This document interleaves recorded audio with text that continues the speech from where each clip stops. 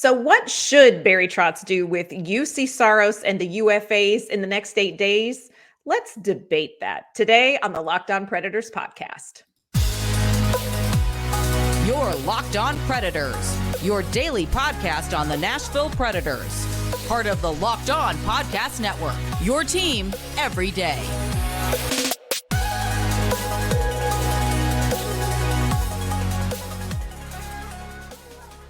Welcome to the Locked On Predators podcast. Thank you for making us your first listen of the day. We are your free daily Nashville Predators podcast, part of the Locked On Podcast Network, your team every day. Of course, going to kick off this game day episode with a special shout out to our Locked On Pred heads, our everydayers who tune in to talk Nashville Predators hockey with us 5 days a week.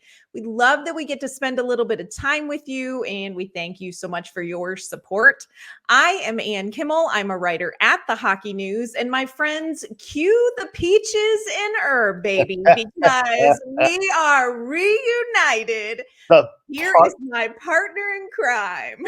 The partner in crimes are back. It is good to see you again, my friend.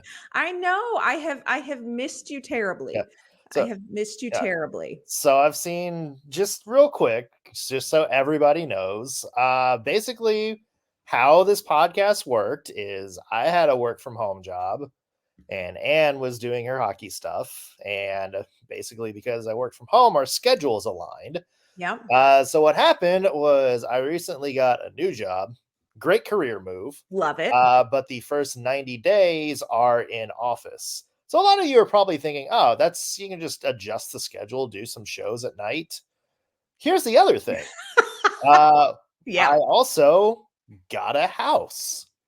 And so all the free time during the day of my work from home job that I was going to use to move into my new house, all of a sudden disappeared because there's also a new job.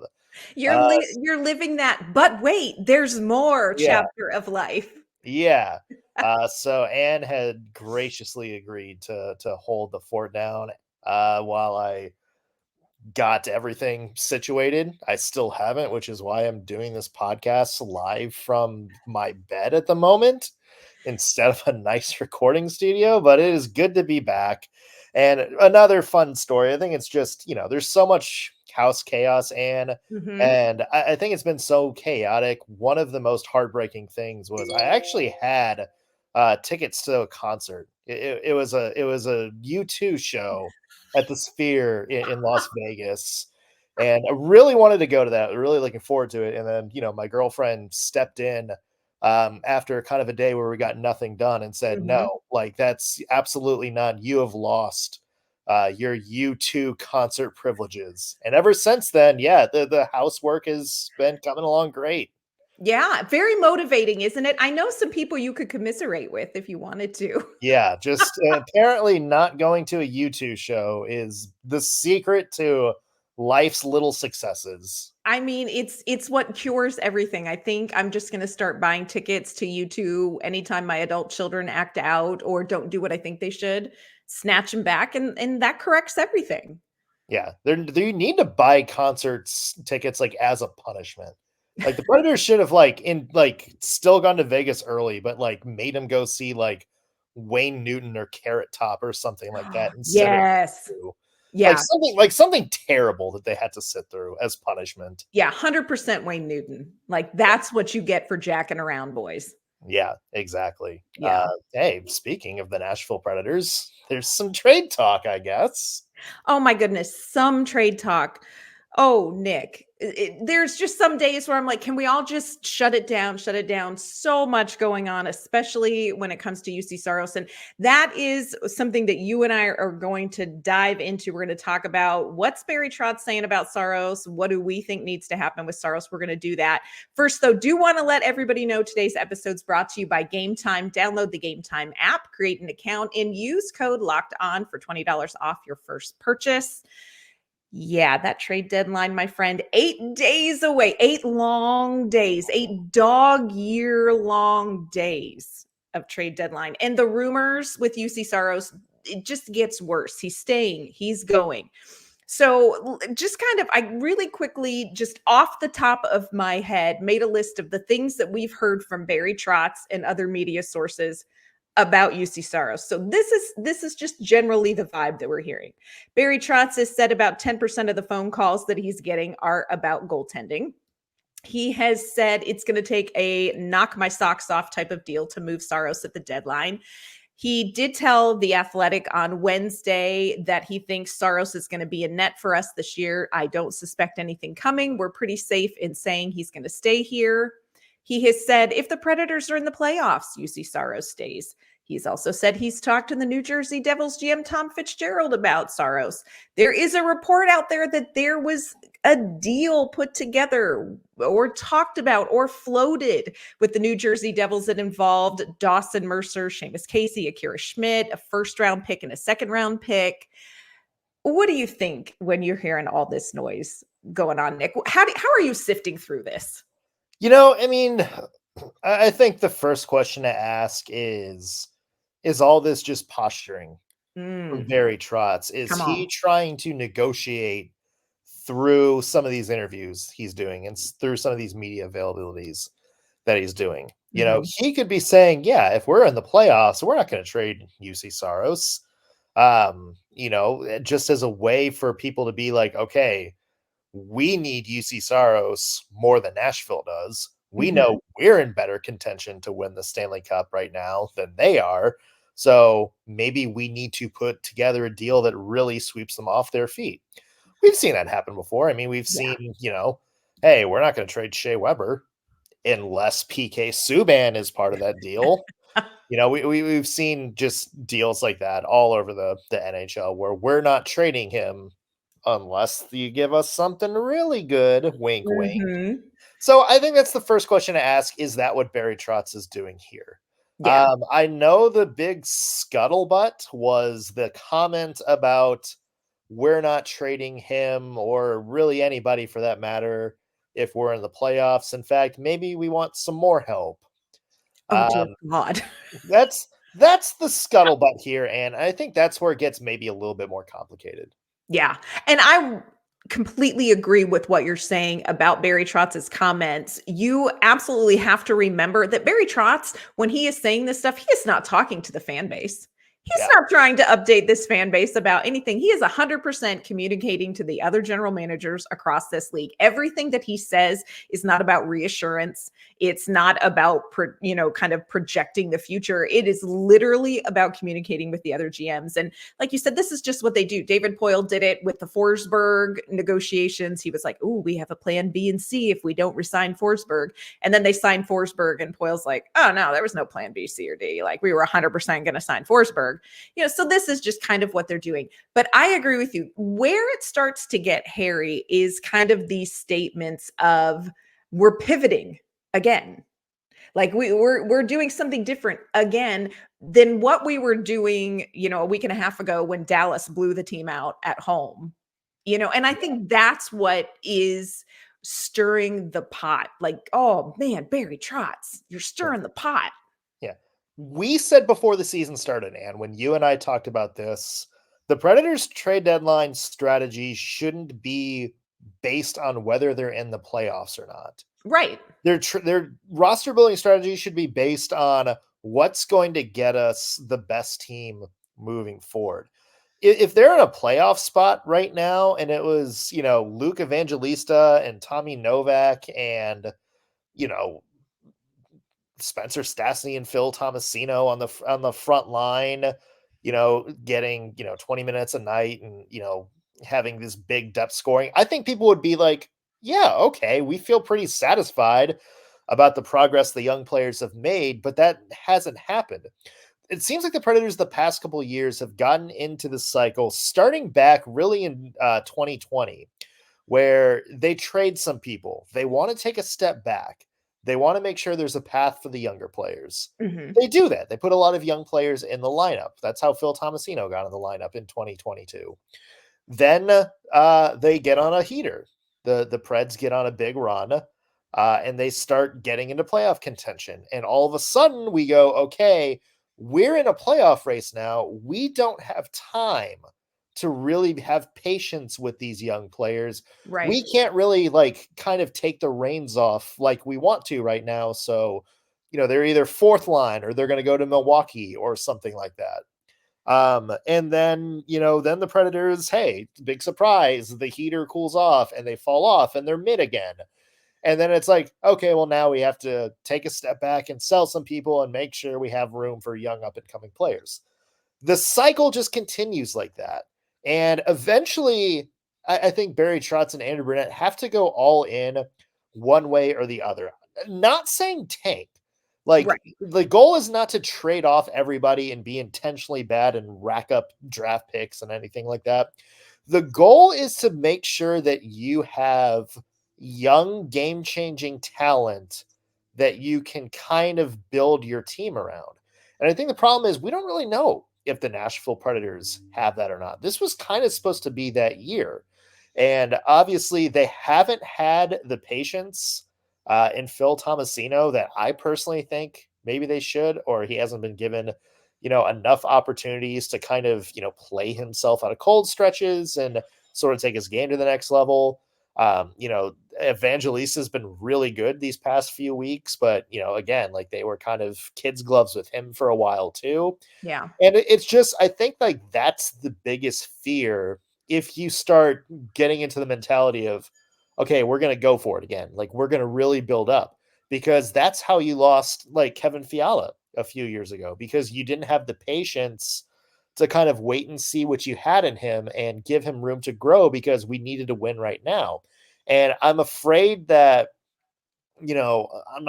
I highly doubt the Nashville Predators are going to trade like Joakim Kamel for a rental player or anything like that. But Right. it does kind of make you think that, yeah, I mean, it makes you think like, okay, well, it seems like we might have even fewer paths for these players to get up to where they need to be now. Yeah. And I don't think that's buying, no matter where the Predators are. They should not be buyers at this point. I No. just, playoffs are not. Now, I will say this. I do think playoffs are valuable. I think expectations should be extraordinarily low, and they shouldn't be the final point that Barry Trotz is looking at. But I do think there's value in getting into the playoffs for these young players and that Right. kind of thing. But I don't think you base decisions on being in a playoff spot. I also am willing to say I don't really believe Barry Trotz for a minute is basing decisions on playoff spots. I think that is smokescreen. That is smoke and mirrors. Well, now that we're in the playoffs, we're not gonna. Now, come on, Barry Trotz. Yeah. Come on, friend. The man went to the David Poyle School of Public Relations in the NHL front offices. That's right. That's right. It's been very stressful for us. Coming up, we are going to kind of wrap up talk about will Juuse Saros stay or go. We're going to make some predictions. We also have some UFAs and what is going to happen with their future. We're going to dive into all of that coming up here in just a minute. First, though, want to let you know today's episode is brought to you by Game Time. You should not have to worry about buying tickets to your next big event. Game Time is the fast and easy way to buy tickets for all the sports, music, comedy, and theater events near you. They have killer last minute deals. They show all in prices, views from your seat, and they have a best price guarantee. Game Time takes the guesswork out of buying tickets. Of course, plenty of sports action happening right here in Nashville. Game Time's the place to go for your tickets, whether it is the Preds, Nashville SC, Belmont basketball, or the Nashville Sounds. Game Time is the fastest and easiest way to get the best price for your next event. And Game Time has deals right up until the start of the event. So you can be that last minute planner and still get a great deal. They have flash deals, sponsored deals, and they have the Game Time guarantee, which means you are going to always get the best price. If you find a ticket in the same section and row for less, Game Time will credit you 110% of the difference. So take the guesswork out of buying tickets with Game Time. Download the Game Time app, create an account, and use code LOCKEDON for $20 off your first purchase. Terms apply. Again, create an account and redeem code LOCKEDON for $20 off. Download Game Time today. Last minute tickets, lowest prices guaranteed. Coming up on tomorrow's show, of course, we're going to recap whatever the flag nog happens tonight on the ice. Heaven help us, gird your loins against the Minnesota Wild. We've seen that movie before, friends, and it did not end well. So maybe this time it's going to be different, Nick. I don't know. We're going to see what happens. Yeah. We're going to see what happens. So I want to just circle back real quick. What would it take for you to say Barry Trotz pull the trigger on a Saros trade? It would take for me, it would take first another high draft pick, maybe Okay. 2. Yeah. It would take me a game-changing young forward. Yeah. Like a young forward that you can conceivably see as your number 1 center, or a scoring winger capable of like 40, 45, 50 goals a year. Yeah. Something like that. And then maybe like another, high-level prospect that you see being able, either a high-level prospect that you see being able to kind of jump in on the team someday, Mhm. or maybe a younger player who's ready to go right now. Maybe not as high of ceiling as that game-changing forward prospect, but another, somebody that you can kind of rely on for your lineup for the next few years. If the Predators have that, then I think that it would make sense to just pull the trigger on a trade. Mhm. Maybe that doesn't happen at the trade deadline. Maybe a team like New Jersey is saying, it's like, you know what? We're not really too far into this race right now. Maybe Mhm. we need to reevaluate in the offseason. Maybe Toronto or LA doesn't necessarily have the capability to kind of shake up their roster right now, since they're also in the thick of the playoff race. So Yeah. this is something that I think is going to wind up maybe coming up again after the season, when Mhm. maybe there are some more teams that have the capability to make a big move. If you had to hold a gun to my head and tell me to make a prediction, I think Juuse Saros finishes out the season in Nashville. Mhm. And then I think you're going to see the trade chatter pick up again this offseason. And I really would not be surprised at all if we see him somewhere else to start next year. Yeah. Yeah, I would be very surprised if he ends up getting traded at the deadline as well. And I think it's like you say, I think it's just logistics. Yeah. I think Barry Trotz would make the deal if the deal was right. I just think the pieces that would make that deal right, teams aren't going to part with. Yeah. So I think it's going to be tough. I also am of the opinion that you don't ever have to trade UC Saros. And I know I'm in the minority there, but I Yeah. don't think you ever have to trade UC Saros. So when people say, people say, you have to trade him, this is the highest his trade value is going to be. His trade value may depreciate, but his value to the team does not. Yeah. So, I'm like, we can all just simmer down a bit if UC Saros retires as a Predator and not lose our ever loving mind about that. But Yeah. that's just my take. And, and I know a lot of people too are saying, it's like, well, Yaroslav Askarov is coming up. You're going to have to make a decision on one or the other soon. Not necessarily. I mean, if, Askarov comes up next year and, kills it, and, they want to bring back Saros, then all of a sudden you have 2 really good goalies and you can alternate between them. And, Yeah. maybe after a while, when a certain contract comes up, then you have to make a decision. I know Saros is a UFA after next year, and that's playing a role in all this, but there's no harm in having those 2 together for, at least at the very beginning, Yeah. just to make sure Askarov isn't, a dud at the NHL level, or just to make sure, or vice versa, like Saros really falls off. I think it's smart for Nashville not to make a rush decision on this. Yeah. And the people I think who are saying you have to do something with Saros right now, no, you really don't. Yeah, agree. Stop with that. Another couple of UFAs that Barry Trotz has talked about that he's got to make a decision on. Let's talk about precious little Tommy Novak. Yeah. 49 games played, 12 goals, 32 points. Trotz has said that, there are aspects of Novak's game that nobody else really has. He really wants to re-sign him. 26 years old. What do you do with Tommy Novak? Obviously, if you're Barry Trotz, you see him as somebody fitting in on this team moving forward. Mhm. I really see him as really like a really good second or third line, like middle six, sort of depth scoring forward. A guy who's capable of going out there against, the middle six lines and really being a game changer. The other aspect of that is, maybe this is also a, like a Tanner Jeannot situation last year where, you kind of want to save him, but you also can't turn down that deal that Tampa's on him. So I think Nashville is going to do whatever they can to keep him, but it also wouldn't surprise me to see a team take a big swing at a player like Novak at the deadline. Yeah, they've kind of floated around maybe a $4 million price tag to re-sign Tommy Novak. Here's what I say about that. Per year or overall? I think it was per year. Ooh, and I know, I was like, here's what I say about that. Let's lower the price. Let's extend the term because $4 million. And look, I love Tommy Novak. I think you can watch Tommy Novak and say this is a young guy with tons of potential, but potential is different than results. And I don't think you pay $4 million for that. So let's see. Yeah. What do you do with Tyson Barrie at this point? Please tell me what we're going to do. What are we going to do about this? I mean, just waive him at this point, right? I mean, we're there, right? Like, clearly you're not going to get the deal you want for him. Yeah. Like, clearly this is just becoming a bigger and bigger distraction. Clearly his value is just tanking. Just waive him. Yeah. Put him on waivers, see if anybody takes him. If not, I don't know. Like, but they gotta make a decision on him soon. Yeah, this is like the breakup that drags on really, really far too long. Like they've got to do something, and especially because Nashville needs to get Spencer Stastny, Mark Delgaizo up here this season again, and they're not going to do that until they move somebody.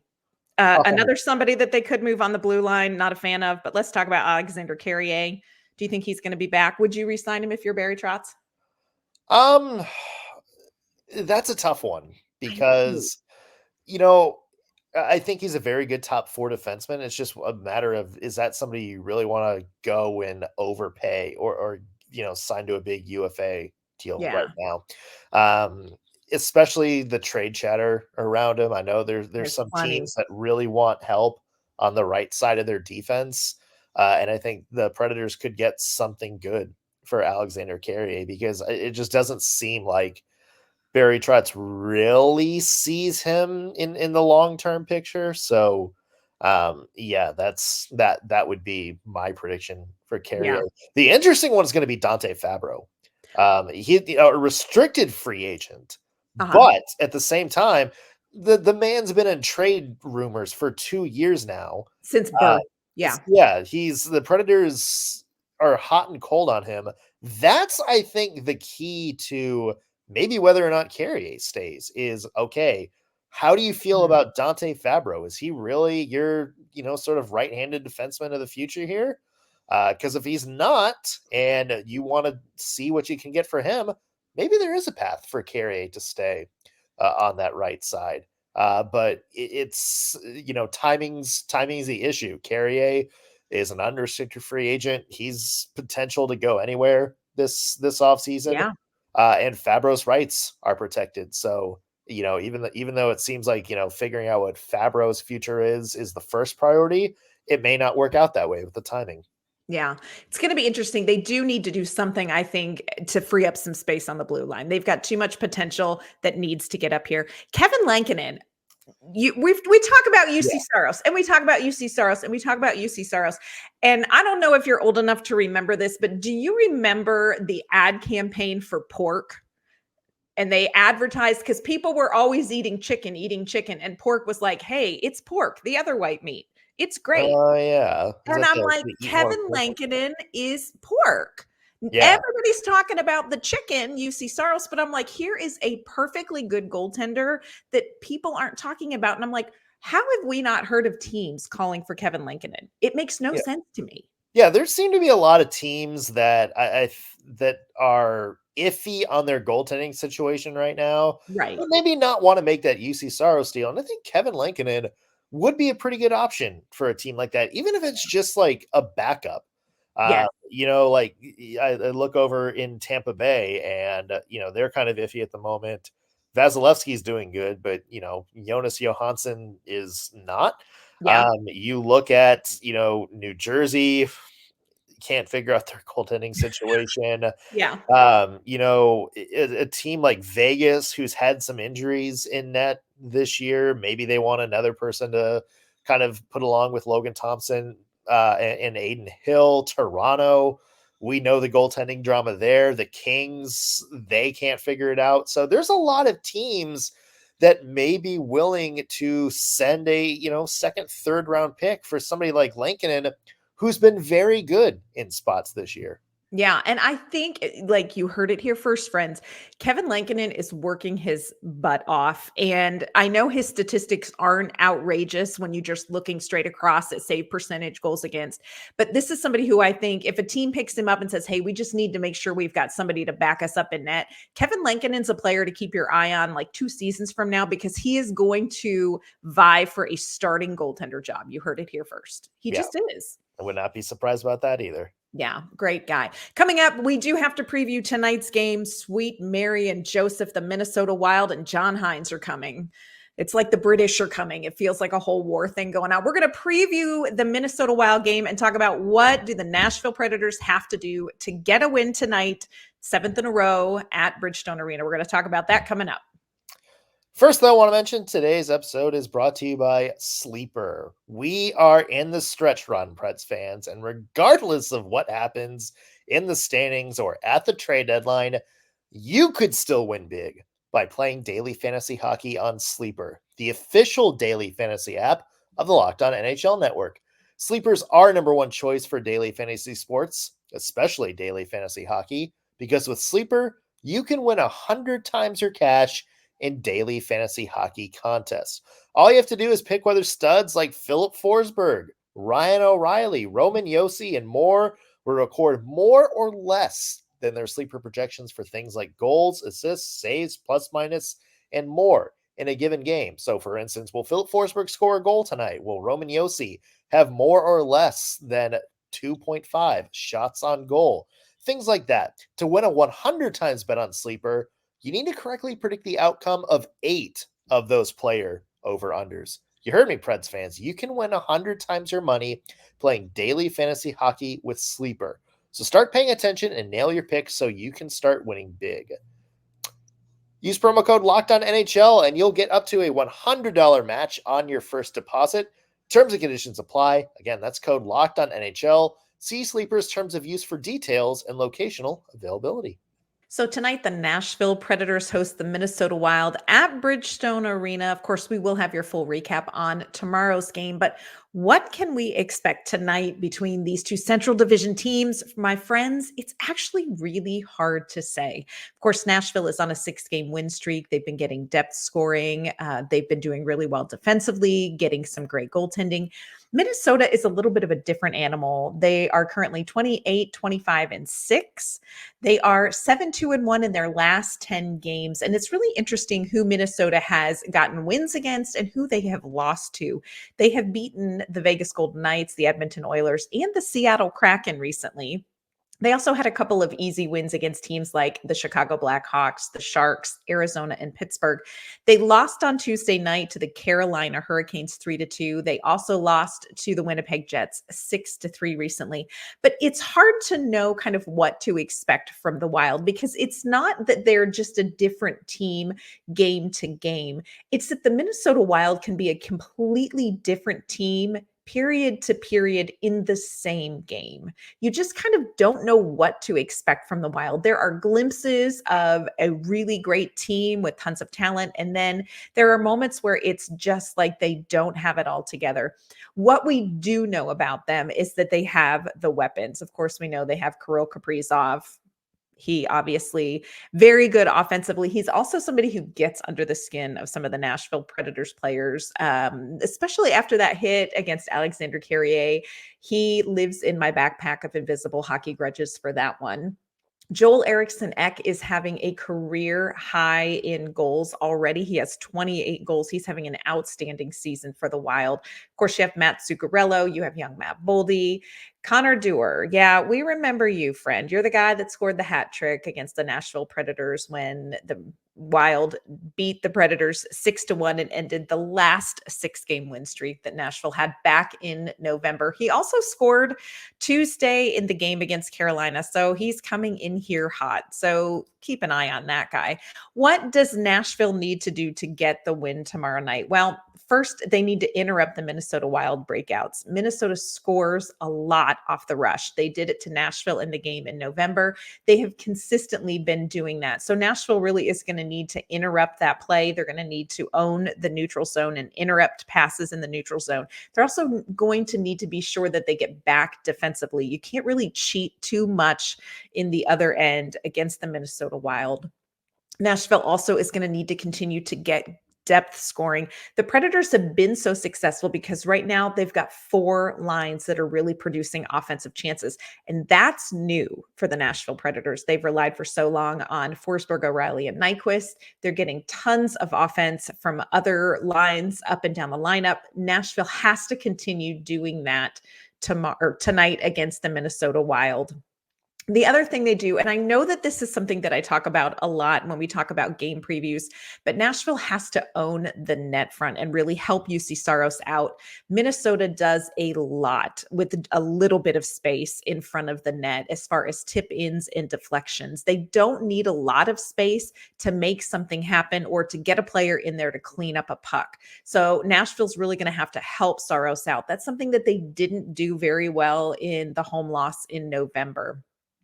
We talked yesterday about Nashville's power play needing to gain momentum.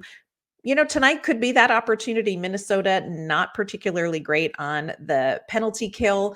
They're a little bit better on the power play than Nashville is. So, hey, Nashville, here's an idea. Stay out of the box. Tonight's game is at Bridgestone Arena. It's another home game where the Predators are looking to kind of build momentum on home ice. Puck drop is scheduled for 7 p.m. Central Time. Valley Sports South is going to have the broadcast here locally. 102.5 The Game will also carry the game coverage. And you know that tomorrow we are going to have your complete game recap right here at Locked On Predators, including one word to describe the game. Be sure that you're following the podcast on Twitter at LO_Predators, because we're going to be looking for your one word to describe whatever happens on the ice tonight against the Minnesota Wild. That is going to do it for today's Locked On Predators podcast. Thank you for making us your first listen of the day. We will be back tomorrow to recap Preds Wild. We'll see you then.